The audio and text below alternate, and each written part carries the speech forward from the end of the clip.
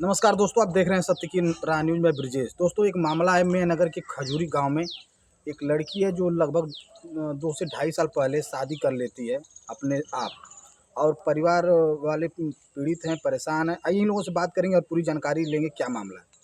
बताइए क्या मामला है। मामला यही है कि लड़की को लेके गए बका के हमारी। क्या नाम था आप लड़की का? इशिता सिंह। अच्छा। इशिता पांडे। हम्म, तो उसको लेके गया और उससे पैसा मांग रहे थे। कौन उसको पैसा मांग गाली रहा दे रहा था, मारते थे लोग घर वाले। कौन पैसा मांग रहा है? वो लड़का मांग रहा था। अच्छा। 2 लाख रुपया दे, नहीं तो तेरे को मार डालेंगे, ऐसा बोल रहा था। हम्म, और मेरी लड़की को बहुत सता रहे थे। उसके घर में तीनों चारों लोग सता रहे थे। जिस दिन मरने के दिन हमको नहीं मालूम, वो हमको सुबह 10 बजे फ़ोन की। 10 बजे से 3 बजे तक बात की। बोली मम्मी मुझे लेके चल, नहीं तो ये लोग मुझे मार डालेंगे। मेरे को बहुत गाली दे रहे हैं कि मेरे को बहुत आखिर मार रहे क्यों हैं। मार रहे थे, क्या कारण था? वो पैसा मांग रहे थे। वो खेती बोलते मेरे को दे दो, दूसरे को मैं दी हूँ खेत, बोलते मुझे खेत दो, मेरे को चाहिए खेती। और उस घर का चाबी दो, मैं इधर आके रहूँगा। अभी ये घर के इधर ही का बाजू में बात है, ऐसा हम अब कैसे चाबी दे देंगे उसको। वो बोलता है मेरी लड़की को बोलता है चाबी मांग की मम्मी से, और हम लोग इसमें रहेंगे आगे। हम बोले हम चाबी नहीं देंगे। और उसके बाद हमसे बात करते करते उसका फ़ोन कट गया और उसको मार दिया। उसके बाद ही मालूम पड़ा कि मेरी लड़की का ऐसा हो गया। ये लोग फ़ोन करके नहीं बताए, हत्या हो गया। तो हमारे देवर फ़ोन किए, कोई पुलिस वाले आए साहब, वो लोग बोले ऐसा ऐसा घटना हो गया। तो हमको वहाँ उन्होंने आपको फोन करके नहीं बताया? नहीं बताया, कोई नहीं बताया कि ऐसा हुआ।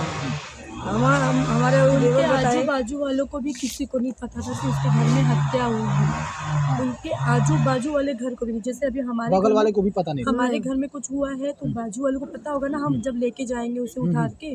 उनके बाजू वाले घर को भी नहीं पता है कि उनके घर में ऐसा कांड हुआ है।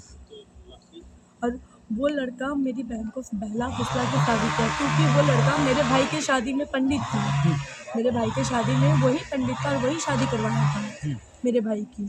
तो वो उसे मैं भाई बोलती थी, वो मुझे दीदी बोलता था, मेरी बहन को भी बहन बोलता था। उसे पता नहीं उसने क्या बहलाया क्या फुसलाया, उसने उसी से शादी किया जिसको वो बहन बोलता था। बहन बोल करके शादी कर ली? जी, ये घर के 4 घर छोड़ के उसका घर है। अच्छा, आपके घर के पीछे? जी, हाँ, घर के पीछे ऐसा हमारा घर। हमारे छत से उसका छत दिखता है। हमारे घर के पीछे 4 घर छोड़ के उसका घर है पंडितान में। आप लोगों ने विरोध नहीं किया शादी? विरोध हम लोगों ने किया तो विरोध किया था, लेकिन वो लोग बोले कि हम लोग गांव में नहीं रहेंगे, हम लोग गांव छोड़ अरे देंगे। उससे क्या मतलब है, तो गांव का ही। उसने क्या बोला, हम लोग गांव में नहीं रहेंगे, हम लोग गांव छोड़ देंगे। मेरी बहन भी और बोली हम कि छोड़ नहीं सकता हूँ, दीदी ऐसा मैं शादी बोलता था। कर ली हूँ अब, तो मैं अब किस मुंह से आऊँगी घर। अपने बच्चे हैं, मेरी बहन थी, तो हम लोग बोले जानने दो, शादी कर ली, जब गाँव में नहीं रहेंगे, अपना अलग से रह रहे, हल खुशी से रह रहे, कोई दिक्कत नहीं। नोएडा में लेके रहा 6 महीना, कोई दिक्कत नहीं। 1-1.5 साल से लोग आके गाँव में जब गांव में रह रहे। रहा था तब से दिक्कत शुरू हो गई? जी, उसने कभी भी लेकिन बताया नहीं मेरी बहन ने कि मेरे को ये सताया जा रहा है, ये बताया जा रहा है। मैं बात करती थी उससे। थोड़ी सी उसकी गलती थी, इसीलिए वो कभी नहीं बताती थी। हाँ, ये डर से मामला नहीं- यही था? ये डर से नहीं नहीं तो बताती। ऐसा नहीं है कि वो केवल 25 तारीख को ही टार्चर किए, इसके पहले भी कर रहे होंगे। हाँ, पहले भी लेकिन कर रहे वो थे, सोच रहे मुझे हैं कि बोलती क्या थी। बताएं वो हम। कभी बताया नहीं, क्योंकि पापा मेरे पैरालाइज है, उनको 3 बार अटैक आ चुका है। वो चल फिर नहीं पाते, लकड़ी लेके चलते हैं। मम्मी जो है वो भी मरीज़ है, अच्छे से चल फिर नहीं पाती है। इन लोग को टेंशन ना हो इसलिए उसने कभी कुछ नहीं बताया था। 25 तारीख के दिन उसने जब फ़ोन किया था, मम्मी से बात कर रही थी, तो मम्मी को रो रो के सब चीज़ बताने लगी कि मम्मी मेरे साथ ऐसा हो रहा है, मुझे लेके चल, तू आ गाँव या फिर किसी को भेज, मैं आऊँगी, मुझे यहाँ पे नहीं रहना है। जब से मुझे लड़की हुई तब से मुझे लोग मार रहे हैं, मुझे पीट रहे हैं, मेरा कोई आके बाल पकड़ रहा है, कोई आके मेरे पर चोरी का इल्ज़ाम डाल रहा है। आजू बाजू वाले कोई आते तो मुझे घर में ताला मार के रखा जाता है। मतलब सब कुछ बताया उसने। मैं बोली उसके यहाँ बाद में उसके उसको फ़ोन कट गए। वीडियो कॉल में इधर दिखा घाव, तो मैं बोली घाव कैसा लगा है, तो बोली वो फाइट मारा है मुझे। आलोक पांडे ने फाइट मारा है, इसके लिए इधर घाव लग गया है, ऐसा बोली। इतना सब हुआ, उसने बताया। मम्मी अकेले थी घर में उस टाइम, भाभी थी, भाभी किचन में थी। तो ये किसी को बताए, भाई आते घर पे, भाई से बात करती, तब ना वो किसी को भेजती सही मम्मी। बात। क्योंकि जानती हैं थोड़ी सी गलती बड़ी हो गई, भाई अगर लोग थोड़ी सी चिढ़े थे। अपने से शादी नहीं करती तो बरोबर परिवार की टच में रहती, और क्या हो रहा है क्या नहीं, जा रहा है। जब उसने बताया तो भी उसने देर नहीं किया था। जब उसने हम लोगों को बताया मम्मी को, तो मेरे भाई लोग आए घर पे, तो मम्मी बात करती तब हम किसी को भेजते लेने के लिए उसे। लेकिन हम लोगों को क्या पता था कि वो बात करके फ़ोन कट हो रहा है, उसकी हत्या कर दी जाएगी। जैसे बाजू क्या में है कि उस लड़की को तो टार्चर तो लोग बरोबर करते रहे होंगे, जी। लेकिन जब पानी सर के ऊपर हो गया हाँ, उसको लगा कि बताना चाहिए तब वो बताई, ऐसा नहीं कि जी। पहले दिन जब की। उसको लगा कि अब ज़्यादा हो रहा है मेरे साथ में, मुझे मेरी बच्ची को मार दिया जाएगा, तब उसने बताया हम लोगों को। और जब हम लोगों को बताया, मम्मी किसी और को बताए या फिर भाई को बताए या फिर चाचा लोग को बताए, उसके पहले 1.5 घंटे में तो खबर आ गया कि उसकी हत्या हो गई। वो भी उन लोग के थ्रू नहीं पता चला, ना गांव वालों के थ्रू पता चला। जब पुलिस वाले आए हैं, जब पुलिस वाले आके पूछे हैं कि विनय सिंह की लड़की ने फांसी लगाया है आलोक पांडे के घर में जो रहती थी, तब पता चला है कि हमारी बहन की हत्या की गई है। उनको जरा सा भी डर नहीं लगा इस बात का कि 3-4 घर बाद ही हमारा घर है, जी। उनको इस बात से जरा सा भी डर नहीं जरा लगा। सा नहीं डर। मैं बोली मेरी लड़की को छोड़ दे। जब मैं लड़की को समझा रही थी, लड़की से फोन लेके छीन लिया और अपने बात बात भी करने नहीं लगा। करने देते थे। हाँ, बात नहीं करने देता था।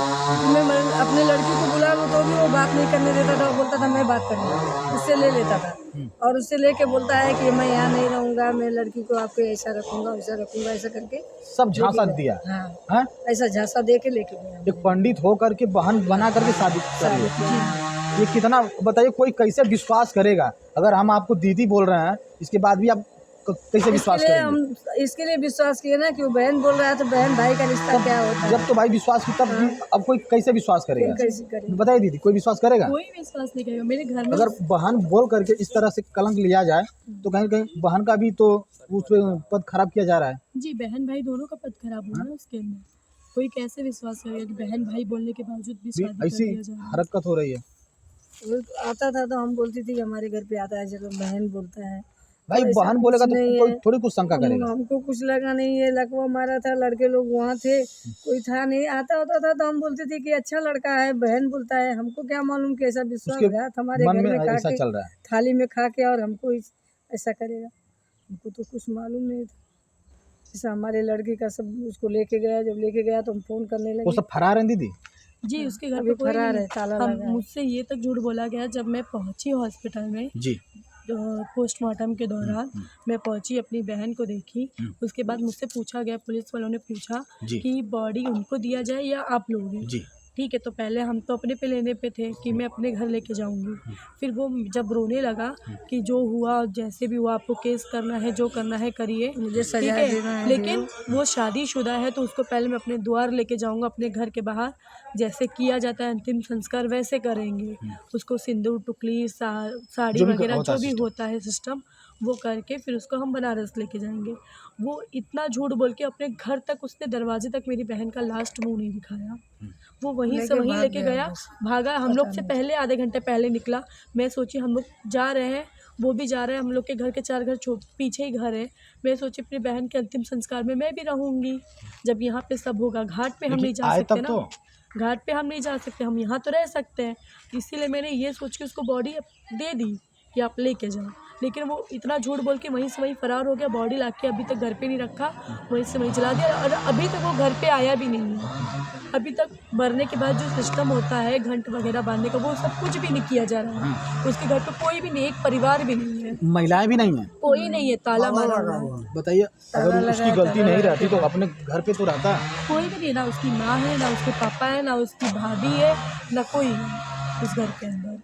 प्रशासन से क्या उम्मीद करेंगे आप? प्रशासन से बस मेरी इतनी सी मतलब विनती है कि मेरी बहन को न्याय मिले।